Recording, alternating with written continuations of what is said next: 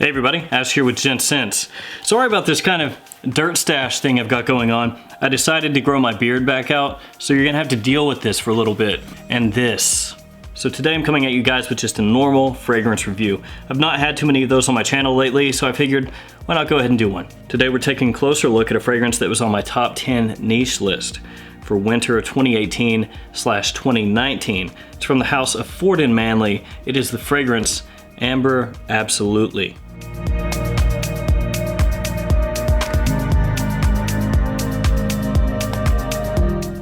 Alright guys, let's go ahead and check out this presentation for Ford & Manle Amber Absolutely. Alright, we've got the box, Ford & Manle, Melbourne, Australia. They come in 50 milliliter size.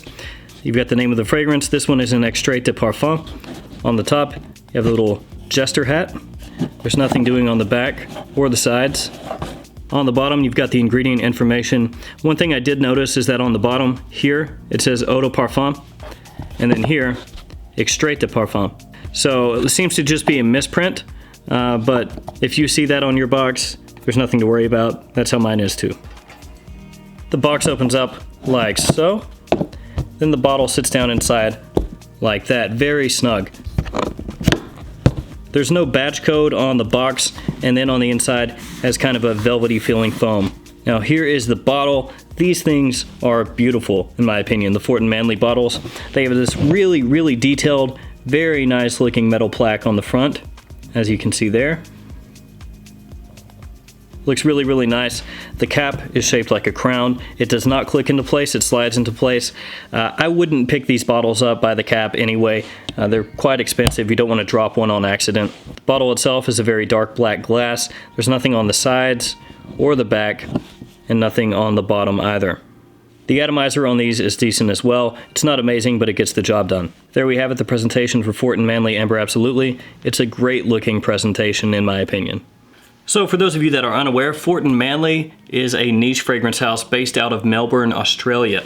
I actually first found out about Ford & Manle not all that long ago really, maybe a year and a half ago or so. I actually picked this fragrance up in, I believe, March of last year. I had planned on doing a review of this fragrance last year, and then I took that hiatus and it kind of got pushed back until now. So it's been a really long time coming, you could say, but finally getting around to it. And before we get into this, I'm pretty sure that I have a discovery kit around here somewhere.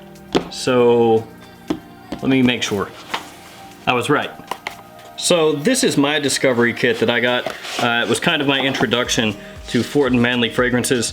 I've not really cracked into this since I sampled them all. So each one of these samples has been lightly used, but if you're interested in this discovery kit, I'll go ahead and give that away so one of you can check this house out. So like usual, just like, comment, subscribe, say that you want to be entered in the giveaway. After 400 likes, I'll pin the winner to the top of the comments on this video. Then you can reach out to me via email and I'll go ahead and ship this to you. You can see right there all the different fragrances included in this discovery kit. This was my introduction to the house. Just great stuff. Amber Absolutely opens rich and warm with a tinge of sweetness. There's a plum note, which I pick out immediately as soon as this is sprayed on, which is really beautiful, just fantastic. It's the most prominent note initially for me. I saw a couple reviews where people said that they don't pick up the plum at all. It's definitely there. It may be in the background to some of you when you smell this, but as soon as you spray this on, if you get a good smell of it, it has a fruity sweetness.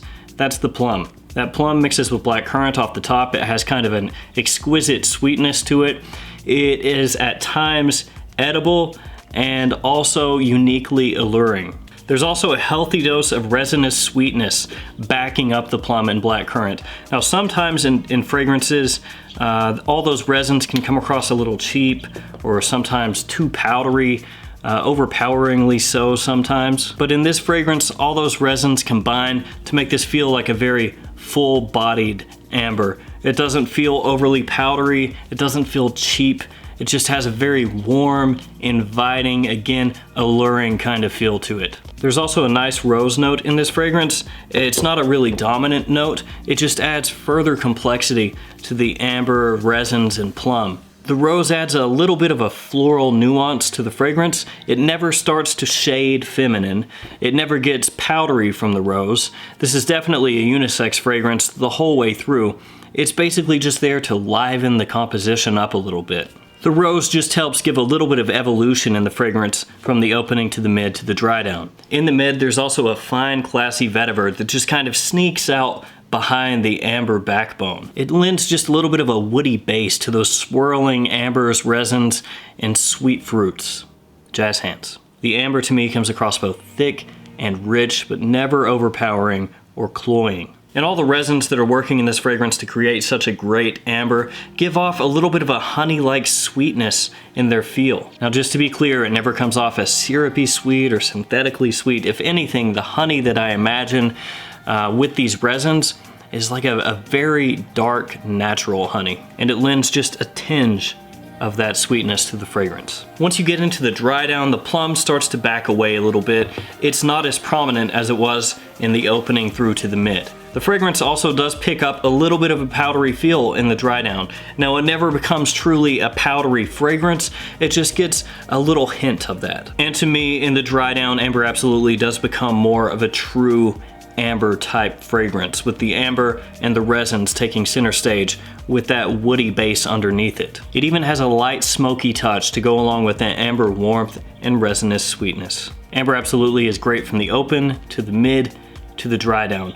There's really nothing that I can pick out to say, oh, they should have done this differently, or this doesn't smell that great. It just works. I know it's not a cheap fragrance, but if you really enjoy amber-based fragrances, you owe it to yourself to check this one out, because it's in the upper echelon of amber-centric fragrances. Performance for me is very good, but not crazy. I get around 7 to 8 hours in terms of longevity. Projection is strongest in the first hour and a half, then it starts to sit a little closer to my skin, but it never becomes a true skin scent.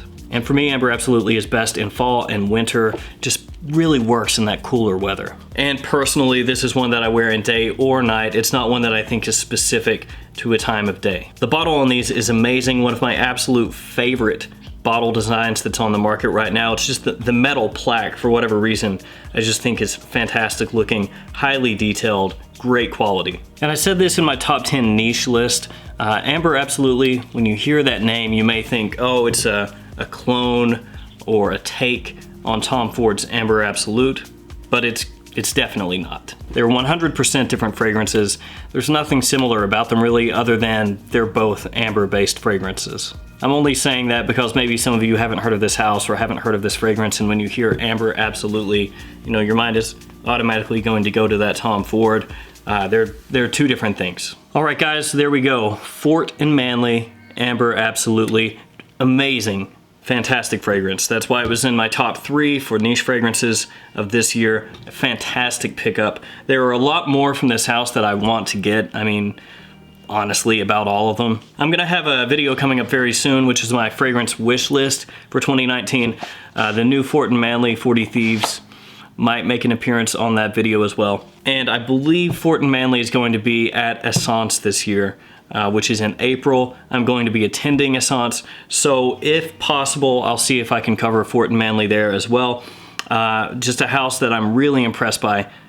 Just great stuff. Don't know what else to tell you about that. One of you is going to get this discovery kit. Make sure to leave that comment and I will get this to you. I'll pay shipping, of course, like always. If you smelled Amber Absolutely or any of the Fort and Manle fragrances, go ahead and leave me a comment. Let me know what you think about them. And as always, thank you guys so much for watching. Please like, comment, subscribe. I'll see you guys again next time.